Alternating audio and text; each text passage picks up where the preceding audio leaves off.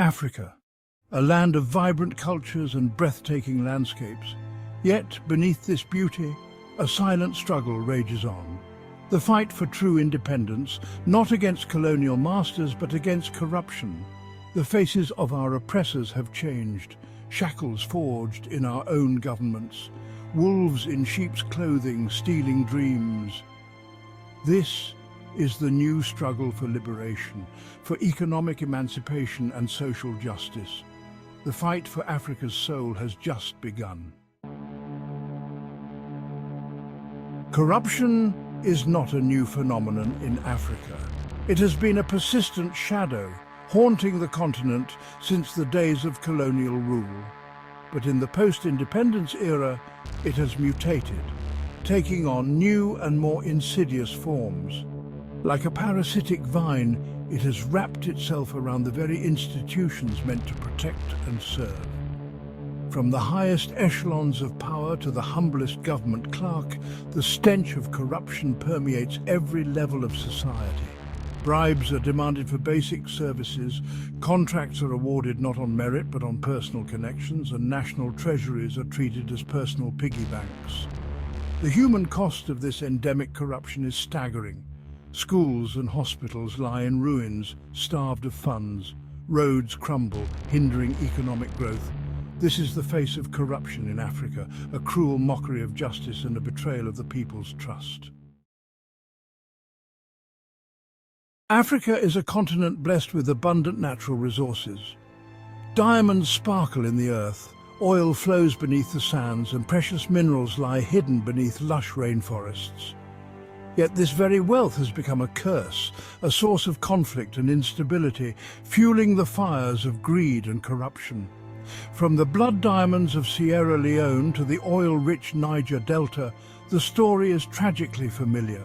Corrupt officials collude with multinational corporations and unscrupulous warlords, plundering the continent's natural heritage for personal gain.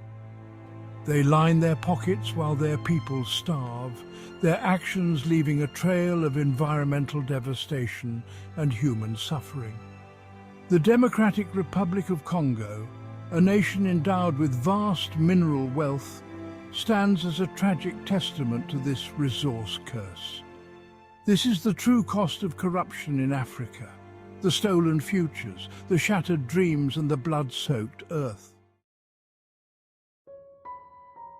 In the shadow of corruption's towering presence, it is the most vulnerable who suffer the most.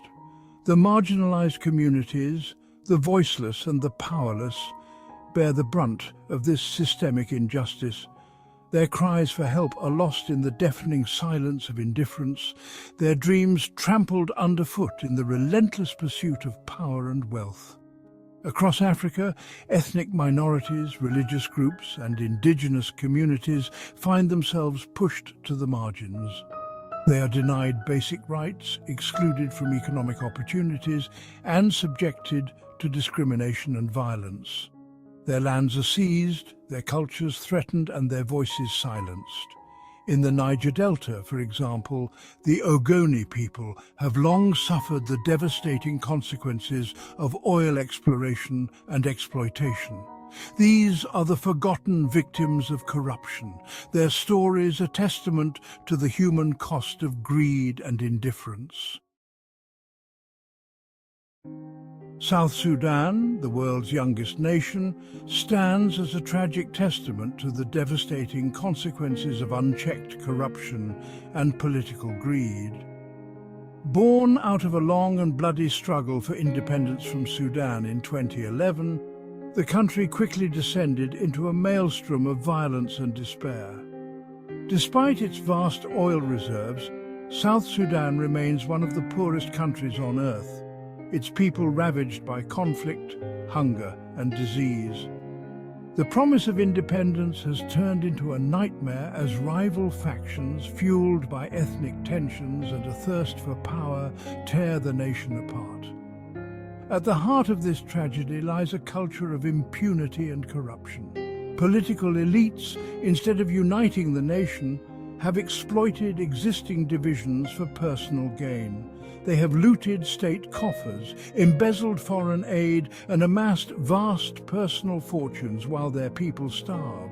Until these principles are upheld, the cycle of violence and despair will continue.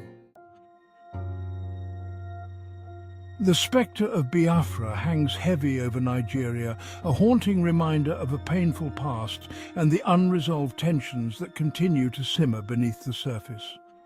The 1967 to 1970 Biafran War, sparked by ethnic tensions, political marginalization, and economic disparities, left an indelible scar on the nation's psyche.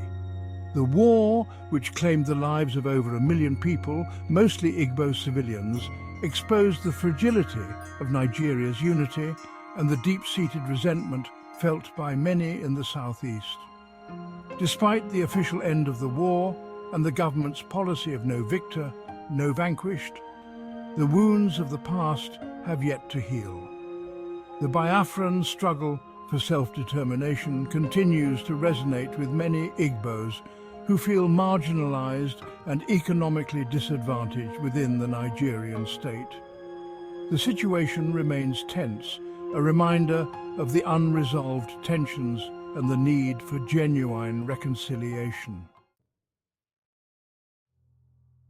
The question of armed struggle is a complex and deeply sensitive one in the context of Africa's fight for true liberation. When corrupt regimes cling to power through violence and oppression, when peaceful avenues for change are blocked, and when the cries of the people fall on deaf ears, is armed resistance a justifiable last resort? History is replete with examples of liberation movements that have taken up arms to overthrow oppressive regimes and fight for self-determination. From Algeria's war for independence from France to the armed struggle against apartheid in South Africa, the path to freedom has often been paved with blood and sacrifice. However, the use of violence is always a double-edged sword. The decision to take up arms is never an easy one, and it should never be taken lightly. Despite the daunting challenges facing Africa, a glimmer of hope flickers on the horizon. Across the continent, a new generation is rising, a generation empowered by education, technology, and a deep-seated desire for change. They are challenging the status quo, demanding accountability and working to build a better future for themselves and their children. From the bustling streets of Lagos to the dusty villages of rural Kenya, young Africans are harnessing the power of technology to raise awareness about corruption, mobilize citizens, and hold their leaders accountable. Social media platforms have become virtual town halls, where people can freely express their views, share information, and organize protests. Civil society organizations are playing an increasingly vital role in promoting transparency, good governance, and human rights. The fight for true liberation is a marathon, not a sprint, and while the road ahead is long and arduous, the seeds of change have been sown.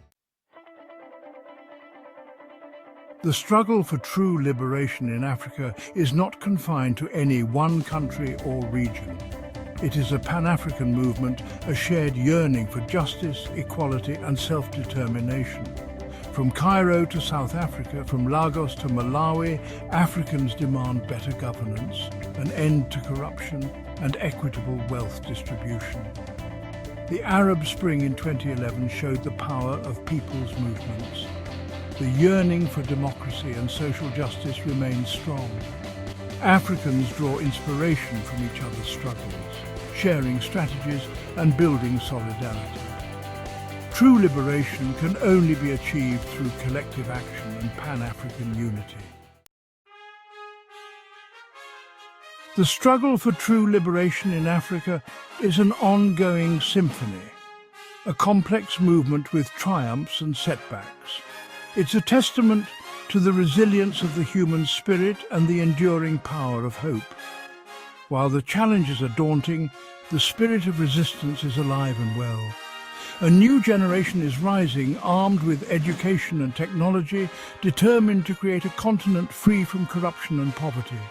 This is the unfinished symphony of African liberation, a melody that will inspire generations to come.